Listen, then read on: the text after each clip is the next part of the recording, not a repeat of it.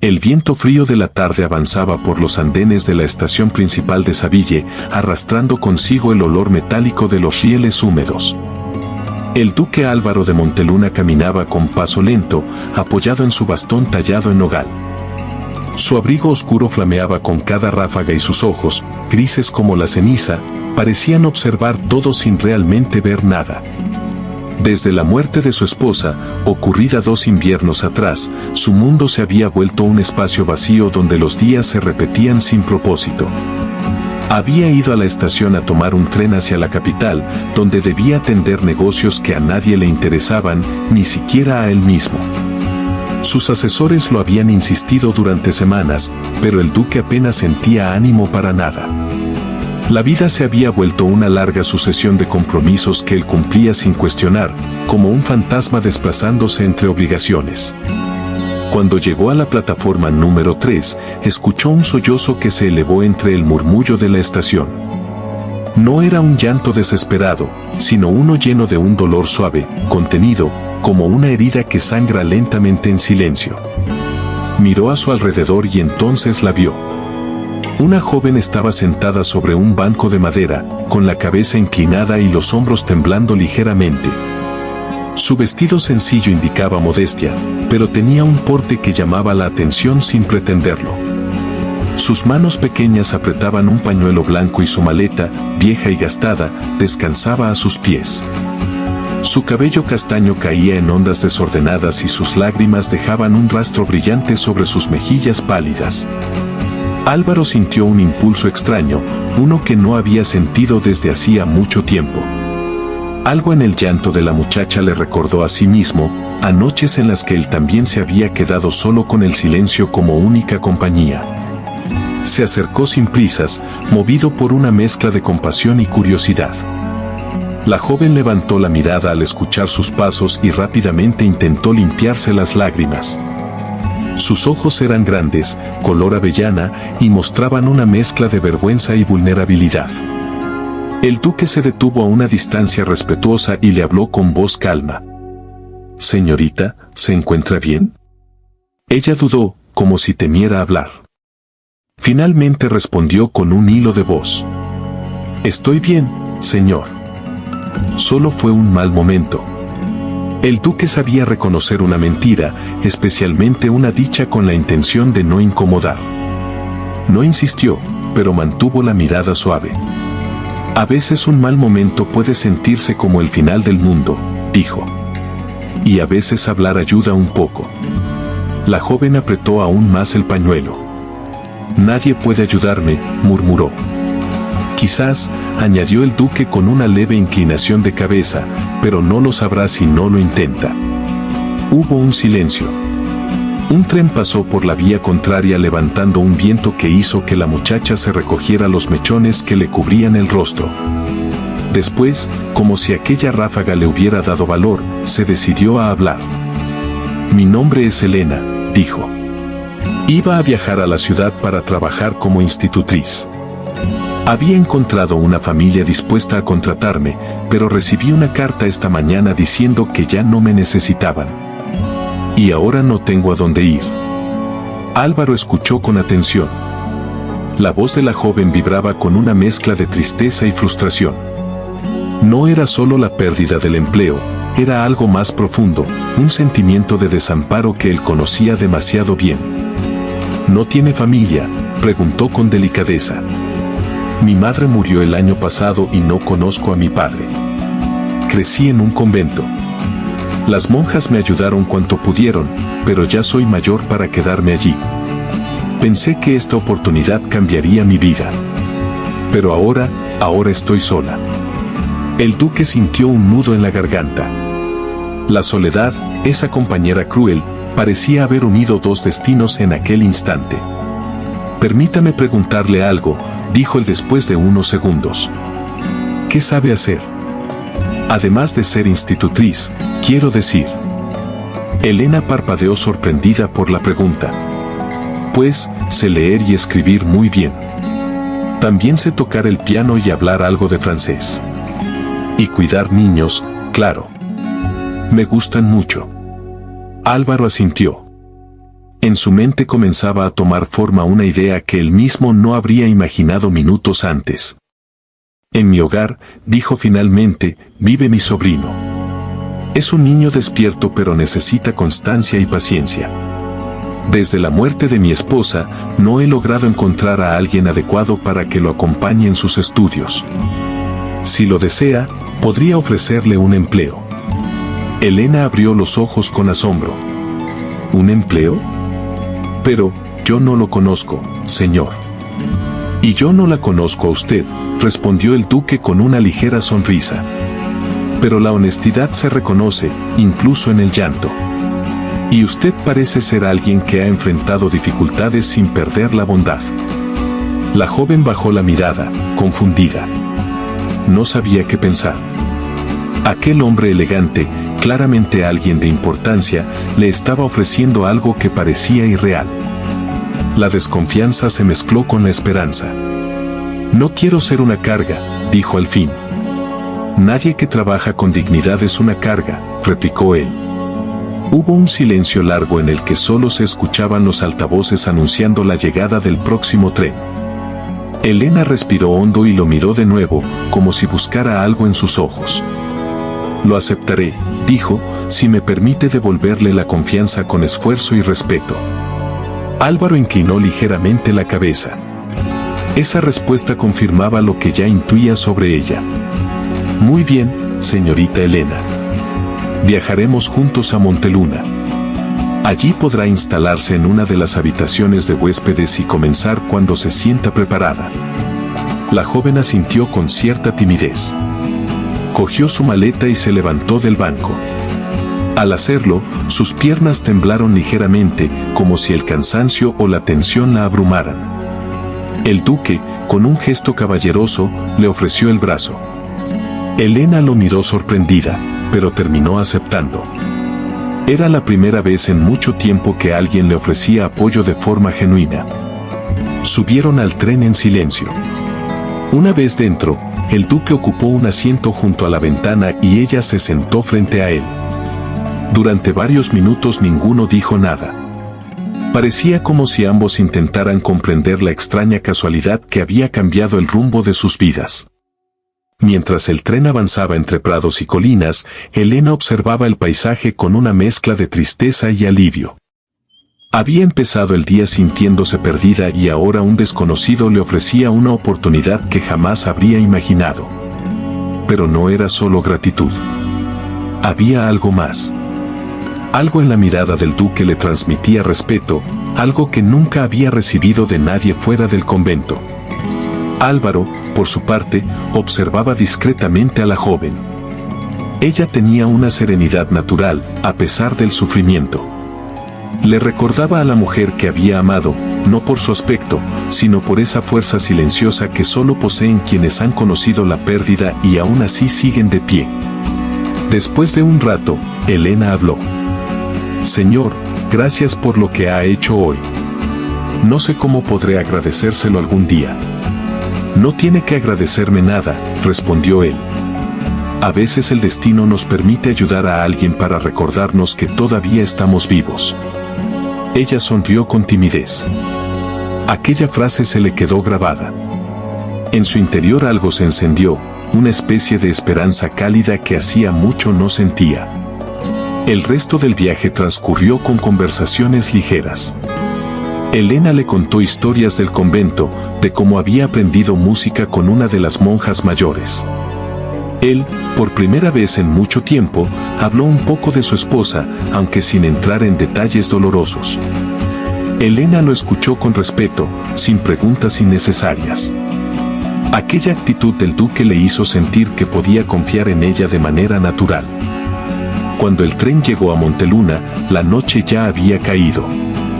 Las luces del pequeño pueblo brillaban como luciérnagas esparcidas entre las montañas. El carruaje del duque los esperaba. Era elegante, discreto, y los caballos negros levantaban vapor en el aire frío. Elena subió con cuidado y se acomodó en el asiento mientras observaba el paisaje nocturno.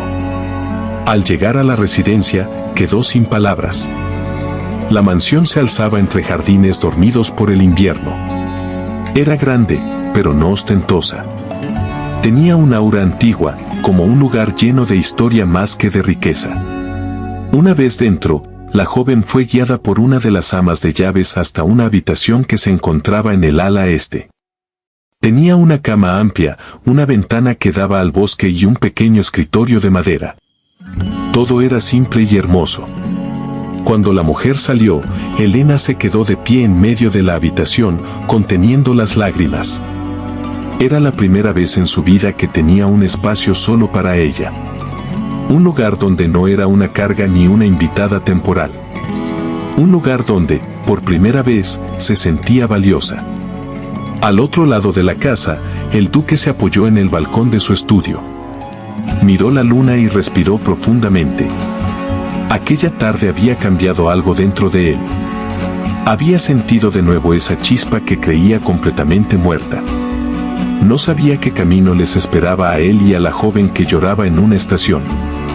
Pero por primera vez en mucho tiempo, no temía descubrirlo.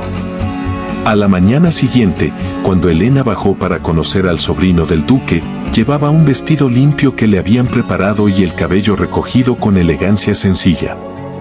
El niño, llamado Tomás, la miró con curiosidad. Era inquieto y travieso, pero su sonrisa iluminaba la sala como un rayo de sol. Elena se arrodilló para estar a su altura y le habló con dulzura. El niño, sorprendentemente, le respondió con entusiasmo. En menos de una hora ya estaban jugando con fichas de madera y letras talladas. Álvaro, que observaba desde la puerta sin ser visto, sintió una emoción cálida. Supo entonces que había tomado la decisión correcta. Con los días, Elena se convirtió en parte esencial de la casa. Su presencia era luminosa y suave, algo que parecía devolver la vida a las habitaciones silenciosas del palacio. Tomás la adoraba, el personal la respetaba y el duque encontraba en su compañía una paz que no había conocido desde la muerte de su esposa. No era una paz ruidosa ni forzada, sino una que surgía de pequeños gestos. El sonido del piano por las tardes, el aroma de flores frescas que ella ponía en los pasillos, la forma en que escuchaba con atención cada palabra. El duque empezaba a sonreír más seguido. No de manera exagerada, sino suave, casi imperceptible. Como si el corazón recordara lentamente cómo hacerlo. Un día, mientras paseaban por los jardines, Elena se detuvo frente a un rosal que comenzaba a florecer. El duque se acercó y la observó en silencio. Había un brillo especial en sus ojos aquel día. Señor, dijo de pronto, ¿cree usted que todos merecemos una segunda oportunidad? El duque tardó en responder. Miró el cielo, miró las montañas, y luego la miró a ella. Creo, dijo, que algunos encuentros son la segunda oportunidad. Elena bajó la mirada, pero su sonrisa era visible. Aquel momento marcó un cambio en la atmósfera entre ambos. Nada se dijo, nada se apresuró, pero algo comenzó a crecer con la fuerza silenciosa de una semilla bien plantada. El paso de las semanas convirtió la historia en algo inevitable. El duque y la joven compartieron conversaciones cada vez más profundas, cada vez más sinceras. No había prisa, no había posesión, solo el descubrimiento mutuo de dos almas heridas que encontraban consuelo una en la otra. Pero la vida, caprichosa como siempre, no tardó en poner a prueba aquello que empezaba a formarse. Una tarde, un visitante inesperado llegó al palacio. Un hombre alto, elegante y con una sonrisa que no inspiraba confianza. Se presentó como el barón Lorenzo de Villahermosa y pidió hablar en privado con el duque. Su propósito quedó claro rápidamente. El barón tenía interés en adquirir una de las tierras fronterizas de Monteluna y, además, insinuó con demasiada insistencia que la presencia de una joven institutriz en la casa del duque estaba dando de qué hablar. Álvaro lo observó con frialdad. Nunca le había importado la opinión de los demás, pero ver cómo aquel hombre mencionaba a Elena con tono insinuante encendió una chispa de ira en su interior. La conversación terminó con firmeza. El barón se marchó frustrado, prometiendo volver. Esa noche, el duque caminó por el pasillo donde estaba la habitación de Elena. Dudó antes de tocar la puerta, pero finalmente lo hizo. Ella abrió y al verlo, notó que algo lo inquietaba. «¿Todo está bien, señor?», preguntó con preocupación. Él respiró hondo. «Elena, quiero que sepa algo. Su presencia en esta casa es valiosa. No permita que nadie la haga sentir lo contrario». La joven lo miró fijamente. Por un instante, creyó que el duque diría algo más, algo que tal vez ambos deseaban escuchar. Pero él se contuvo y simplemente añadió «buenas noches». Elena cerró la puerta suavemente y apoyó la espalda contra ella con el corazón acelerado. Sabía que algo estaba cambiando. Y aunque le asustaba, también la llenaba de una felicidad que nunca había imaginado sentir. Los días siguientes fueron un remolino de emociones. El duque se mostraba más atento, más presente. No era solo preocupación, era algo que parecía ir más allá de su papel de protector y benefactor. Elena también empezó a notar los detalles. La manera en que él la miraba cuando creía que no lo veía, el modo en que buscaba pretextos para conversar con ella. Una tarde, mientras caía la luz dorada del atardecer, Elena estaba tocando el piano en la sala principal. Sus dedos recorrían las teclas con suavidad, llenando la estancia de una melodía dulce y melancólica. El duque entró sin anunciarse. Se quedó quieto, apoyado en el marco de la puerta, escuchando. Cuando ella terminó la pieza, él se acercó despacio. «No sabía que tocaba así», dijo. «Lo siento si hice demasiado ruido», respondió ella con timidez. Álvaro negó suavemente con la cabeza. «Ojalá hubiera más ruido de este tipo en mi vida». Elena sintió un calor recorrerle las mejillas. No sabía qué responder. Él se sentó a su lado en el banco del piano. Por un momento, ambos miraron el teclado sin decir nada. «Elena», empezó él, «desde el día en que la encontré en aquella estación, algo cambió en mí. No sé si puedo explicarlo aún, pero...». La frase quedó incompleta. En ese instante, Tomás entró corriendo, interrumpiendo la confesión que estaba a punto de nacer. La magia se disipó, pero no se apagó. Simplemente quedó suspendida en el aire, esperando otro momento. A partir de ese día, el duque sabía que debía enfrentar sus propios miedos. Había amado una vez y había perdido. Ese dolor lo había encerrado en sí mismo. Pero Elena había demostrado que la vida aún podía ofrecer algo más que recuerdos tristes. Una mañana, mientras caminaban por los jardines, Elena habló sin rodeos. «Señor, últimamente lo noto preocupado. ¿He hecho algo que lo incomode?».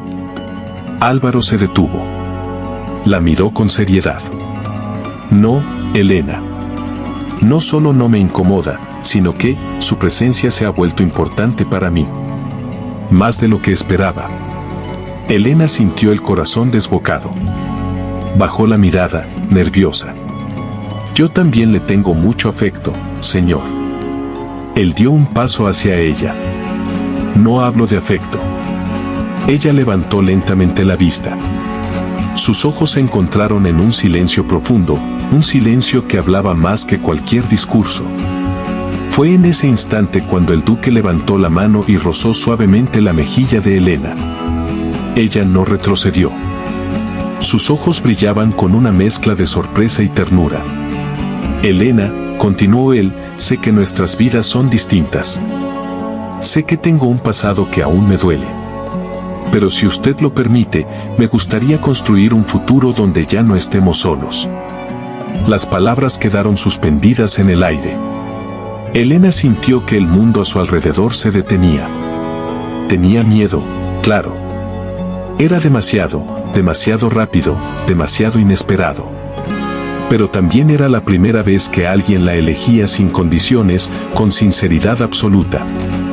«Yo», dijo ella con voz temblorosa, «yo también deseo un futuro así». El duque sonrió por primera vez en mucho tiempo.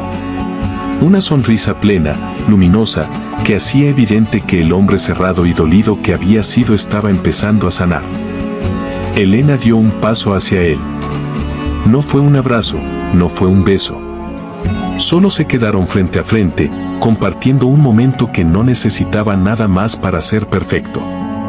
La historia que había comenzado con un llanto en una estación de tren estaba dando un giro inesperado. Dos almas heridas habían encontrado la manera de reencontrarse con la esperanza, con el cariño y con el porvenir. A partir de ese día, ni la soledad del duque ni el desamparo de la joven volverían a ser los mismos. Porque a veces, la vida nos sorprende en los lugares más improbables. Y un encuentro que parece casual puede convertirse en el comienzo de algo que transforma todo. Algo que, sin buscarlo, sin esperarlo, cambia para siempre el destino de quienes se atreven a creer que aún existe la posibilidad de empezar de nuevo.